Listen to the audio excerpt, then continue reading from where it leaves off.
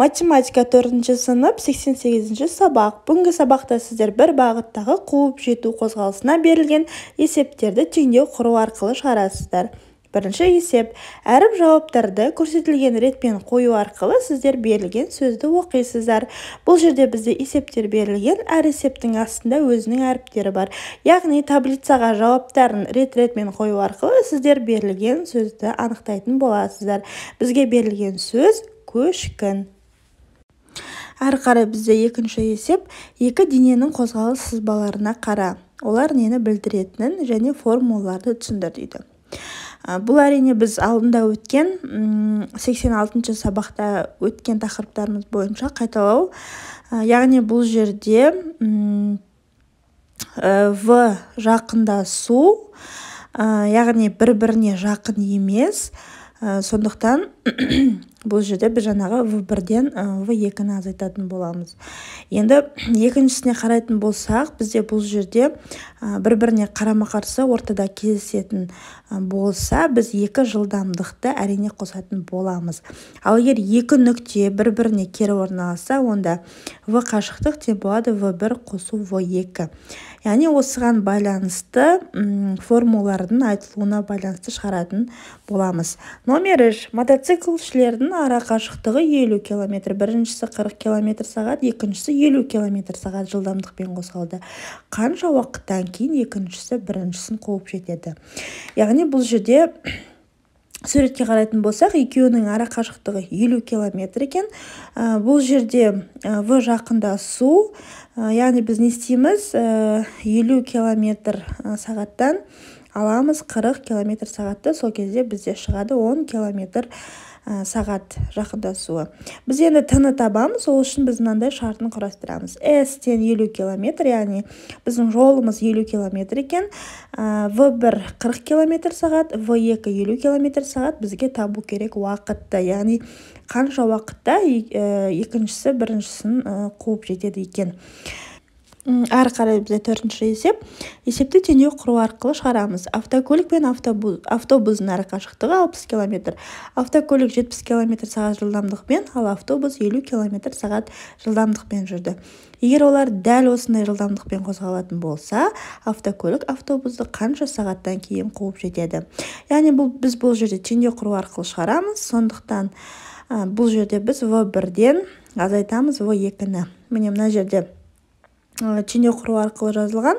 Яғни бірінші жақша ішінде 70 азайту 50, яғни В1-ден В2-ні азайтамыз, көбейтеміз уақытқа. Сонда 60 бұл біздің жалпы жолымыздың саны екен.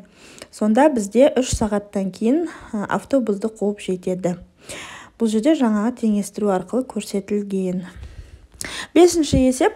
Армандікі көк сызық, Әлиянікі қызыл сызық. Яғни графикке қарай отырып, Арманның жолдың бастапқы 2 минутындағы жылдамдығын анықтаймыз. Келесі 3 минутта ол не істеді? Әлия қозғалысты қанша уақыт кеш бастады? Әлияның жолдың алғашқы 2 минутындағы жылдамдығын анықтаймыз. Қозғалыс сызығы неге 7 мен 12 минут аралығында уақыт осымен параллель жүреді? График бойынша тағы да сұрақтар ойластыр дейді. Енді сіздер өздеріңіз құрастырған сұрақты менікімен салыстыра отырып, тексеріп көріңіздер. Яғни бұл жерде жалпы жол S 300 метр болса, уақыт 2 минут екен. Бұл жерде біз жалпы жолдың санын уақытқа бөлеміз, сонда бізде 150 метр минутына шығады. Арман келесі 3 минутта қозғалыста болды. Әлия қозғалысты 5 минут кеш бастады. Яғни жалпы жол 500 метр болса, уақытымыз 2 минут. Жалпы жолды 2 минутқа бөлсек, бізде 250 метр минутына шығады. Себебі олар қозғалыста болмады. Арман мен Әлияны жолдың 3 минутындағы қозғалыс жылдамдығы қандай дейді. Бұл жерде жаңа уақыт 3 минут болса, жалпы жол 300 метр бөлгенде 100 метр минутына шығады екен. Әрі қарай 6-шы есепті орындаймыз. Жылыжайға 900 гүл отырғызылды. Оның 630-ы жұлдыз гүл, қалғандары қызғалдақ. Жұлдыз гүл әр жиекке 35 данадан, қызғалдақ 30 данадан отырғызылды. Барлығы неше жиек? Яғни біз бұл жерде шартын құрастырамыз. Барлығы 900 гүл болса, жұлдыз гүл 630 данадан, 35 данадан, қызғалдақ белгісіз 30 данадан. Жалпы жиек санын табу үшін ең бірінші 270 қызғалдақтың санын таптық. Одан кейін 18-ге 9-ды қосып 27, яғни барлық жиектің санын таптық. Есептің шартына қарай отырып, осылай шығаруға болады. Жетінші есеп, хауыздың екі құбыры ашық тұр. Біреуінен су 50 метр сағат жылдамдықпен құйылса, екіншісінен 40 метр сағат жылдамдықпен сыртқа ағады. Екі құбырды да ашқан кезде хауыздың іші бос болды. Қанша уақыттан кейін хаузда 270 метр су болды. Бұны шығару үшін бізде жылдамдықтары белгілі. Біз қазір есептің шартын құрастырамыз. Яғни V1 50 метр сағат, V2 40 метр сағат, S 270 метр болса, біз уақытты табамыз. Яғни жауабы 27 сағаттан кейін хаузда 270 метр су бар екенін біз шартын құрастыру арқылы таптық.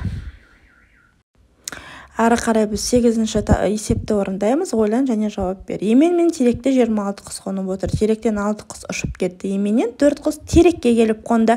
Осыдан кейін екі ағаштағы құстардың саны бірдей болды. Бастапқыда ағаштардың әрқайсында қанша құстан қонып отырды? Яғни біз бұл жерде 26-дан 6-ны азайтамыз. Тең 20-ны 2-ге бөлеміз. Бізде 10. Теректің саны белгісіз. Бұны біз әрине теңдеу құру арқылы шығаратын боламыз. Сонда бізде жауабы теректе 12 құс, еменде 14 құс қонып отырғаны белгілі болды. 9-шы тапсырма, қар басқан тегіс даламен сырғанауды бір уақытта бір бағытта бастаған екі шаңғышының арақашықтығы 700 метр. Артында келе жатқан шаңғышының жылдамдығы 200 метр минутына, ол 150 метр минут жылдамдықпен алдында келе жатқан шаңғышыны қанша уақыттан кейін қуып жетеді? Бұны табу үшін біз әрине осы есептің шартын құрастырамыз. Бұл жерде бізде жылдамдықтары белгілі, жалпы жолы белгілі, біз уақытты табуымыз керек. Уақытты табу үшін шешуіне қараймыз, яғни 200-ден 150-ді азайтып аламыз, яғни V1-ден V2-ні азайтып, жалпы жолды бөлеміз. Сонда бізде 14 минут шығады. Яғни жауабы алдындағы шаңғышыны 14 минуттан кейін қуып жете алады.